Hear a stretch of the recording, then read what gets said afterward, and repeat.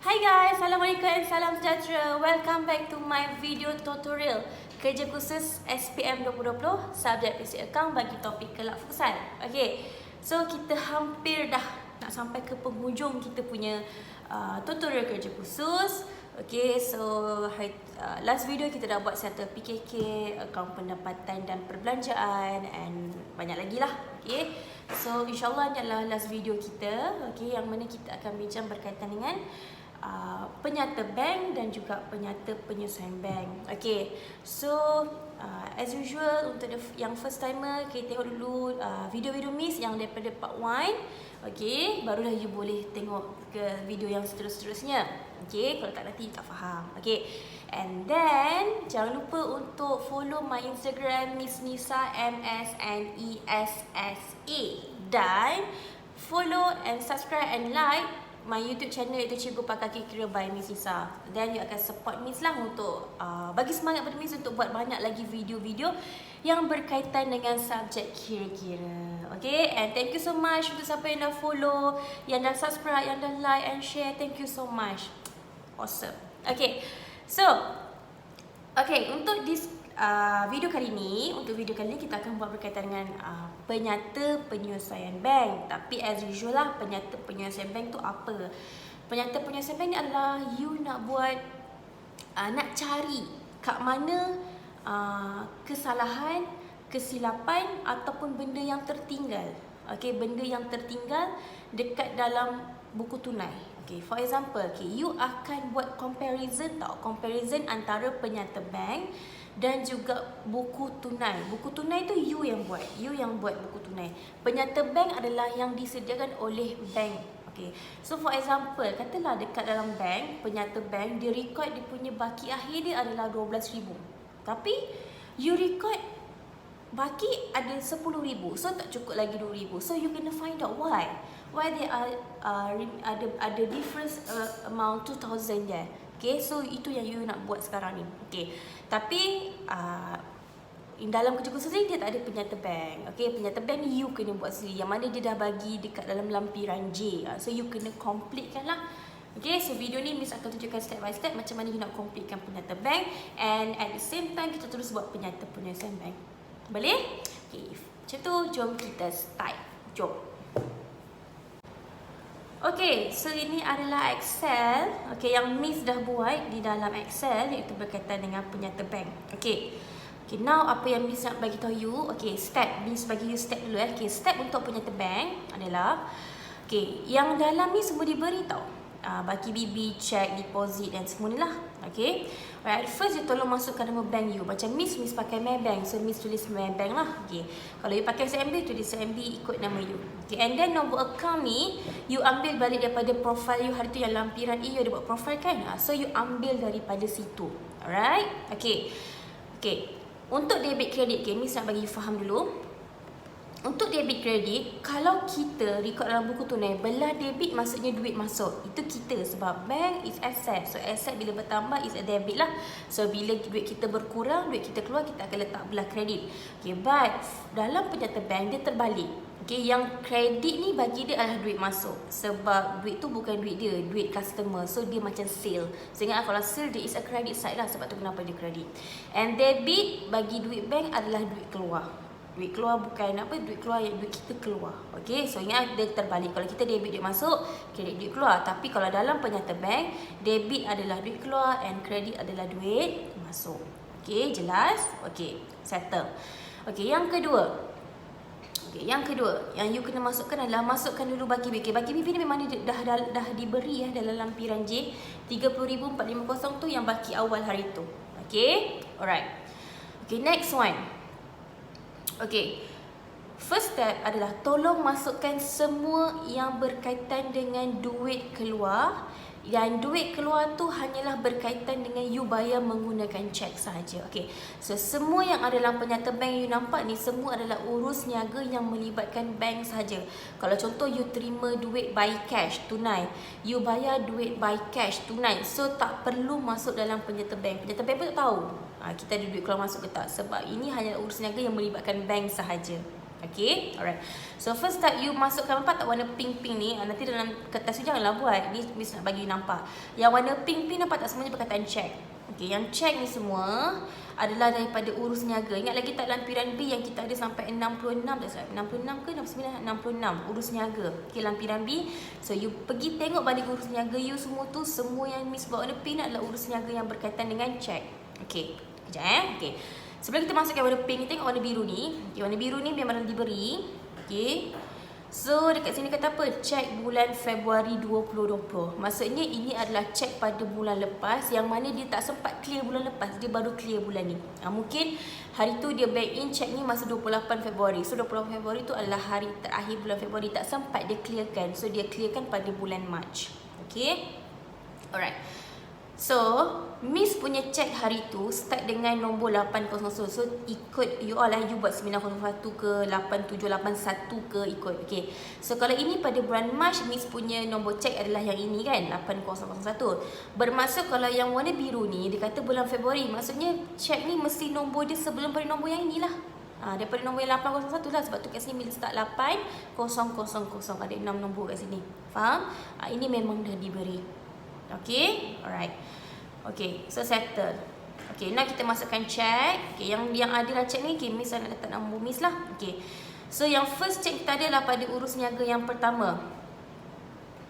Okay, urus niaga yang pertama. Okay, tengok pada urus niaga pertama you.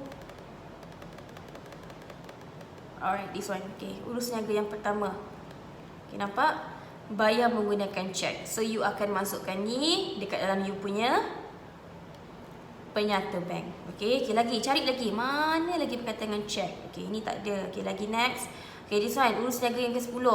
Menjelaskan kadar bayaran dengan cek. Ni Miss punya nombor. So you masukkan dekat dalam bahagian cek yang kedua. Okay, next. Urus niaga yang ke berapa lagi kita ada? Urus niaga yang ke-22, 10 Mac. Menjelaskan hutang dengan cek. So, nampak nombor cek? Okay, so you akan masukkan dalam penyata bank. Okay, next kita ada urus niaga ke-24, 11 hari bulan. Menjelaskan juga dengan cek. Ini nombor cek. Okay, masukkan dulu dalam penyata bank. Nampak? Miss hanya pilih yang berkaitan dengan cek dulu. Kita buat salah satu dulu berkaitan dengan cek sahaja dulu. Okay, next kita ada lagi urus niaga yang ke berapa? Kita ada urus niaga yang ke-39, 18 hari bulan. Menjelaskan hutang dengan cek. Nampak? Di nombor cek dia. So, masukkan dalam penyata bank you. Okay, next adalah urus niaga 40, 20 hari bulan. Menjelaskan hutang juga. Okay. Menjelaskan sebagai hutang kepada pelanggan yang dibayar. Jadi, kat sini adalah dibayar dengan cek sebenarnya. Okay. Kita ada urus niaga 40 Urus niaga 40. Kita cek balik. Ni takut Miss salah taruh. Okey. Urus niaga ke-40. Ni nombor cek yang ke-6. 1,500. Dia bayar dengan cek sebenarnya. Miss salah tulis kat urus niaga tu. Okey. Okey. So, yang cek-cek semua ni you isi. Nampak Miss ikut urutan kat sini. Masukkan saja nombor-nombor cek you. Okey. Yang 23 hari bulan ni nombor cek lah urus niaga 40. Lepas tu kita ada urus niaga 49. Cek juga. Urus niaga 53 bayar dengan cek juga. Okey. Ni semua lah urus niaga. Kita cek. Okay, masukkan yang tu dulu. Ikut step tu nanti you pening. Okay, settle. Okay. Yang kedua, step yang kedua adalah you akan masukkan semua yang berkaitan dengan kontra. Ingat lagi kontra? Okay. Yang warna hijau ni semuanya berkaitan kontra. So, maksudnya kontra ni daripada duit kat tunai kita masuk ke dalam bank. So, akan menyebabkan duit dalam bank bertambah. Sebab tu Miss letak belah kredit. Sebab kalau penyerta bank, belah kredit adalah bertambah. Okay, so Miss akan ikut yang kontra. Kontra memang dia on time. Masuk duit dalam bank kita memang on time. That's why contoh kontra ni untuk urus niaga ke-7 4 hari bulan. So Miss akan masuk pada 4 hari bulan ni as a deposit. Miss ikut tarikh exactly 4. Okay, sebab selalunya yang tak masuk on time tu contoh orang transfer.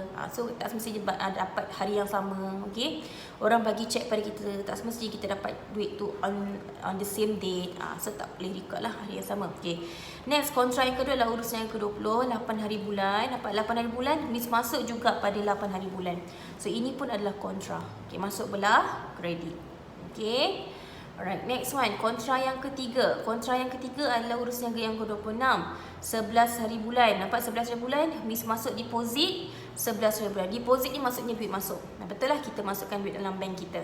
Okay, so Miss masukkan belah kredit. Okay, next, kontra yang keempat. Urus niaga yang ke-35. Nampak kontra K ni? Ni jangan tulis Yang bahagian ni yang tulis. Ni nak bagi you tengok je dulu.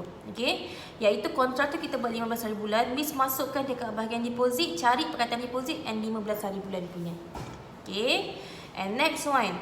Urus niaga kontra yang seterusnya adalah urus niaga yang this one. Yang ke-48. Kontra tarikh 22 Mac. Miss cari perkataan deposit tapi tarikh 22 Mac. Miss ulang benda yang sama. Kontra yang seterusnya urus niaga 63, 29 hari bulan. Kontra cari perkataan deposit yang warna hijau ni tapi tarikh 29 Mac. So ini adalah 29 Mac. Okay, so Miss masukkan settle. Itu step yang kedua. Tadi kita masukkan cek pembayaran. Next kita masukkan kontra. Okay, Miss nak bagi tahu untuk tarikh yang 31 hari bulan 3 dia tulis deposit ni kan. Ini batal you tak perlu masukkan. Diberi ni adalah batal. Okay, tak perlu dimasukkan. Settle. Alright, done. Okay. Next, okay dah. Yang pink ni berkaitan dengan cek yang kita bayar pakai duit. Kita bayar menggunakan cek. Warna hijau ni berkaitan dengan kontra. Okay, yang warna putih-putih ni kita akan masukkan ke dalam penyata bank bagi urus niaga yang mana kita terima duit. Merah ni memang diberi Kita terima duit menggunakan kita terima duit by check. Maksudnya orang transfer duit ke dalam bank kita ataupun orang bayar pada kita dengan cek. Mesti kita terima tapi menggunakan cek. So you akan masukkanlah kat dalam warna putih ni. So antaranya contohnya 10 hari bulan 3 ni urus niaga ke-13. Lagi urus niaga yang ke-14 untuk 10 hari bulan 3 yang kedua ni. Okay, 18 hari bulan 3 adalah urus niaga 27. 18 hari bulan 3 yang kedua ni adalah urus niaga untuk 31. Masukkan je, ikut you punya. Miss tak tunjuk, Miss punya tau. You ambil urus niaga you. Okay. 24 hari bulan 3, you tengok urus niaga yang ke-4. Okay. Ini memang diberi, ini memang diberi semualah. Okay. So bila dah siap semua, you dah akan isi semua, settle. Okay. And then bahagian baki, macam mana nak buat? Okay, bahagian baki, tadi Miss cakap apa? Yang debit ni adalah duit masuk. Duit keluar. Yang kredit ni adalah duit masuk. So macam ni nak kira. Okay, you tekan dekat sini. Okay, nampak? You tekan equal. So you ambil baki yang sebelum. Okay. And then yang mana yang bertambah belah kredit. So you tekan tambah. Okay, you tengok dekat bahagian atas ni. Bahagian atas ni Okay. You tekan tambah. Tekan dekat bahagian kredit ni sebab kredit ni bertambah kan. Okay, lepas tu debit adalah berkurang. So you tolak dengan belah debit, tekan dekat sini yang ni. Okay, so enter. So you akan dapat. Okay, so maksudnya hari tu baki 3450. Lepas tu kita dah bayar 1500. So duit kita berkurang, jadilah 2890. So lepas tu you tarik sampai bawah. You tarik sampai bawah macam ni. So you akan dapat baki you. So inilah baki terakhir. Okay, so baki ni lah yang kita nak check sama tak dengan kita punya account. Okay, sebab itu hari tu Miss ada buat apa Miss ada buat rumusan untuk account bank. Ingat tak rumusan untuk account bank dan account tunai design? Ni. Kenapa Miss asingkan? Sebab masih kita nak check. Sebab you tak boleh ambil penerimaan dengan pembayaran. Sebab balance yang penerimaan pembayaran ni adalah balance dah campur tunai dengan bank. So you tak boleh check. Sebab penyata bank lah berkaitan dengan bank saja. So you pergi account tunai bank. Kita tengok Miss punya balance. Ni Miss punya balance 75,630. Okay. Tapi dekat dalam penyata bank tadi balance dia adalah 71,689. So tak sama. So itu yang kita nak cari. Masalah tu kat mana? Kita akan buka dalam penyata penyesuaian bank lah. Okay. Alright. So macam nak buka. Okay. Okay. Before kita buat penyata penyesuaian bank, you tengok dulu pada soalan. Tengok dulu pada soalan. Dekat soalan ni ada beri maklumat tambahan untuk penyata penyesuaian bank. Okay, kat sini nampak. So, yang mana penyata penyesuaian dia bagi kat sini. Cek perniagaan untuk A 29 Mac 20 dipulangkan pada rujuk penyuruh bayar. Maksudnya yang ini ialah berkaitan dengan cek tak laku. So, kita dah rekodkan dalam buku tunai hari tu. Tapi, bila detect, oh orang ni kencing. Dia kencing kau. Dia apa tak bayar. So, apa yang buat? Kita terpaksa keluarkan balik. Misalnya nanti yang ini kita kena tolakkan dia. Okay. Next one. Cek yang diterima 28 Mac belum lagi didepositkan. Okay. Hari tu kita dapat cek daripada customer. Tapi cek ni dia tak clear lagi. Sebab apa? Sebab mungkin kita pergi hantar 28 Mac. Bank tak sempat clear. So dia akan clear pada bulan 4. Sebab tu kita dah record. Kita dah pergi tambah dalam account bank kita. Tapi yang penyata bank ni dia tak sempat tambah. So apa yang kita buat? Kita kena tolak lah. Sebab kita kena ikut bank. Ingat kita yang kena ikut bank. Alright? Okay. Next, C. Cek yang dikeluarkan pada 31 Mac belum didebitkan oleh bank. Okay. 31 Mac, debitnya apa? Duit keluar untuk penyata bank. 31 Mac kita ada keluarkan duit tau. Okay, tapi bila kita keluarkan duit, kita dah record lah dalam kita punya account bank tu kita tolak. Tapi bank dia belum tolak lagi. So kita kena ikut bank. Kalau tadi kita dah tolak, so kita kena tambah balik. Sebab tu kalau cek belum dikreditkan, cek belum dikreditkan, kita akan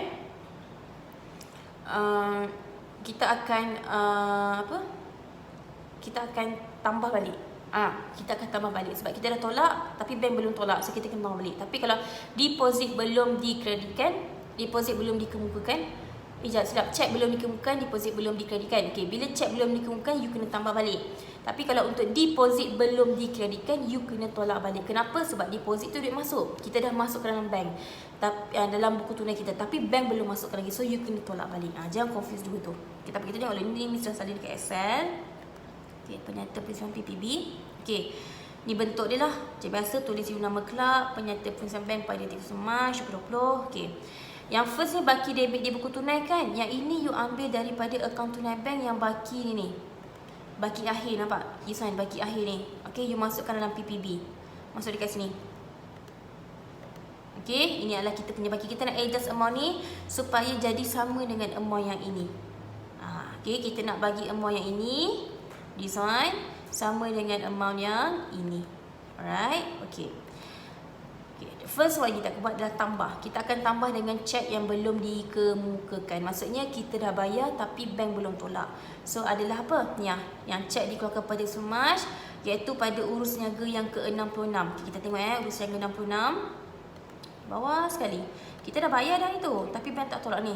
Menjelaskan untuk penyelenggaraan dengan cek iaitu 600 pakai keratan, pakai cek lah. Tapi bank dia tak tolak lagi. So apa you akan buat? You pergi dekat PBB ni, you kena tambahkan dia. Alright, you tambahkan dia. Nampak ni? Tambah belanja peniaga gelanggang, tulis ni nombor cek. So you akan masukkan belah sini. Ni amount kita semua samalah, 600. Okay. Lagi apa lagi item yang berlainan kita? Okay, tengok bahagian duit masuk. Ni duit masuk. Okay, apa yang kita tak masukkan lagi? Okay, this one. Faedah atas simpanan kita belum masukkan. Yang tadi ni, yang atas ni semua ni kita ambil daripada kita punya lampiran dalam urus niaga kan. Maksudnya apa yang kita record, bank dah record lah. So tak perlu check lah yang atas ni. Cuma yang warna biru ni, if item dia adalah nombor check adalah sebelum pada nombor check yang kita record for this month, so tak perlu record. So ini kita boleh abaikan yang warna biru ni. Okay, masukkan faedah atas simpanan dalam PPB. Masukkan simpanan PPB this one. Okay, masukkan dekat dalam ni. Okay, iaitu RM3. Dah settle, tambahkan dia. Okay, tambahkan dia. And you tambahkan dengan baki debit di buku tunai, you dapat this one. Okay, alright. Settle. Okay, next, tolak. Okay, tolak. Okay, dekat soalan yang kan dalam soalan ada 3 kan? Kita ada lagi 2. Okay, cek yang diterima pada 28 Mac belum lagi depositkan. Okay, so cek ni kita dah pergi tambah dalam akaun bank, tapi bank belum tambah, so kita kena ikut bank lah. So kita terpaksa tolak. So ini adalah urus niaga ke-57. You cari balik urus niaga yang ke-57. Alright, this one. Menerima cek daripada you punya perniagaan B. Okay, bagi tempahan khas gelanggang. Okay, mula cek kan. Okay, this one amount dia. Okay, so Miss kena buat apa? Miss kena tolakkan balik. So kita akan tulis nama this one. Siapa perniagaan you, tulis nama perniagaan you sendirilah. Okay, itulah perniagaan B. Okay, so nampak Miss nama kelab futsal ni. So Miss akan masukkan nama Miss dekat sini. Alright. Okay, next, kelab futsal Tiger Cetak Laku ni adalah cek yang diterima dari perniagaan A 9 Mac dipulangkan oleh bank dengan tanda rujuk pembayar. Maksudnya berkaitan cetak laku. Miss dah dapat cek, Miss dah letak dekat dalam buku tunai, letak dekat belah debit, tapi bank tak tambah lagi. So Miss kenalah tolak. Sebab tu cek tak laku kita kena masuk dekat bahagian tolak. Ini adalah urus niaga yang ke-59. Okey, urus niaga yang ke-59. This one nampak 59. Yang ni. So yang ini adalah CTL, cek tak laku. So Miss akan tolakkan dia amount ni and tulislah perniagaan A you. Okey, macam this one Miss punya kelab futsal Tiger lah. So kita pun akan masuk dalam PPB kita. Okey, kelab futsal Tiger, cek tak laku, masuk amount dekat sini. Okay, And next, buku cek yang charge bank ni, okay, ini standard. Kenapa kita tak record before ni buku tunai? Kita pun tak tahu berapa amount yang bank nak charge kita. Bila kita dapat penyata bank baru kita tahu, oh, bank ni charge kita RM24 untuk buku cek, bank ni charge kita untuk charge bank RM20, baru kita tahu. Dan kita baru lari record. Bukan record lah, kita buat dalam penjelasan bank untuk kita bagi dia sama balik. Okay, you pun masukkan amount dekat sini. Okay, and then you total up macam biasa. Okay, dah total up kan? Okay, ini adalah amount yang semua yang bagian tolak lah. Okay, so amount this one you tolak dengan ini, you akan dapat amount dekat sini. Tada! Nampak? 71689 ditulis ni as baki kredit penyata bank. Ingat bila dia positif kena tulis baki kredit, tapi bila dia negatif adalah baki debit sebab dia terbalik dengan kita. So check tu amount ni. Ingat amount dalam penyata bank Miss adalah sama. Nampak? So means that dapat detect. Oh, okay. So inilah antara sebab-sebabnya, ni semualah antara sebab-sebabnya kenapa Miss punya baki akhir dengan baki akhir kat penyata bank tak sama. Sebab tu dia jadi macam ni. Okay, boleh? Alright. Settle lah untuk penyata bank dan juga penyata penyesuaian bank. Okay, so kita dah settle untuk semua kerja khusus kita daripada lampiran A sampailah ke lampiran J. So Miss hanya tunjuk kepada pengiraan macam mana nak kira semualah PKK, lampiran apa semua. Tapi dari segi macam untuk buat pengenalan ke, rumusan ke apa semua tu try untuk buat. Tapi you boleh je tanya Miss tu kat ni, tanya pendapat ke, tak ada masalah. Tapi untuk itu memang Miss tak tunjuk lah dekat you. You kena buat sendiri macam mana you nak buat rumusan semua. Tapi cikgu rasa almost 95% cikgu dah tunjuk dekat you step by step. Okay, ni memang inisiatif cikgu untuk bantu you sempena PKP. Cikgu faham mungkin untuk you buat tu you macam lost. So InsyaAllah Miss rasa akan membantu you sangat-sangat untuk kerja khusus you. Okay, so hopefully you buat yang terbaik, buat elok-elok. Tak balance jangan give up, check balik, mesti ada tempat yang salah taruh ke, tersalah amount ke. Okay, alright. So Miss wish you all the best, buat elok-elok. Ada soalan tak ada masalah, boleh contact Miss, DM saja dekat Instagram Miss Nisa. And jangan lupa follow Miss Nisa, and boleh follow Miss punya IG live semua untuk pengajaran secara online untuk subjek-subjek kira yang lain. Tak ada masalah. Okay, sangat dialu-alukan. Okay, dan jangan lupa last but not least untuk follow, share, subscribe, okay, dan like, okay, untuk Miss punya YouTube channel bagi Cikgu Pakar Kira by Miss Nisa. Thank you so much for watching untuk video tutorial kerja khusus SPM 20 prinsip perakaunan. Assalamualaikum dan salam sejahtera. Bye.